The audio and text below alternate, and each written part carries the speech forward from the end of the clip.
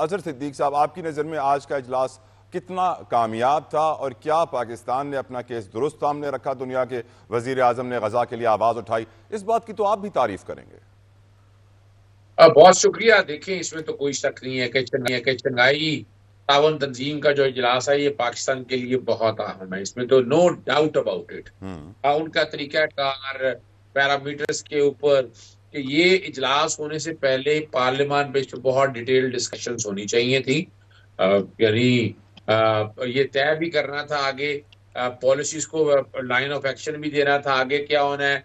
और ये अगर अगर ये इस पे अमल दरामद उन्होंने कर लिया और मेरे अमेरिकी ब्लॉक और जूइश ब्लॉक को छोड़ के अगर चाइनीज ब्लॉक के साथ, रशियन ब्लॉक के साथ अगर हम आ जाते हैं तो पाकिस्तान की किस्मत का सितारा जो है इतना चमकेगा, आपको अंदाजा नहीं। और यहाँ ये क्रेडिट आपको, देखिए मैं क्रेडिट देता हूँ लेकिन इससे पहले क्रेडिट आपको इमरान खान को देना होगा, जिन्होंने अब एब्सोल्युटली नॉट का नारा लगाया और उस वक्त कहा कि अमेरिका के साथ और इसराइल से पीछे हट जाएं।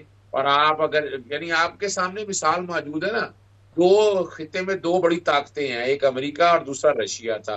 रशिया को हमने तोड़ा, रशिया को नीस्तो नाबूद किया, उसका हमें फायदा क्या हुआ? दूसरी तरफ देखें, इंडिया, भारत देख लें, भारत ने पहले दिन से ही वो रशिया के साथ चला, रशिया के साथ चल के रशिया ने कितने एडवांटेज दिए उनको, ये हम सब रिकॉर्ड पे। और इस वक्त वो एक बहुत बड़ी ताकत, मुआशी ताकत, कोई शक नहीं है। यानी अगर वो भी हम हमारी तरह अमेरिका के साथ हो रहे होते तो यही हाल होना था हमारा जो उनका हुआ। लेकिन उन्होंने एक बड़ा सोच और समझ के साथ एक ये फैसला किया और उस फैसले का फायदा उन्हें आज आप देख लें कि मुआशी तरक्की पे वो कहां से कहां पहुंच चुके हैं। और ये 2-2.5 सालों पे मत लगाइएगा इसको, ये 85 से चला आ रहा है, 85 से लेकर अब तक हम तय ही नहीं कर पाए, हम समझ ही नहीं पाए कि मुल्क की मईशत को या इकोनॉमिक्स को। और हम इसलिए बहुत पहले मैं ये बात कह रहा था कि पाकिस्तान की मिसाके मईशत का इशू, मईशत की अगर समझ ही किसी को ना आए,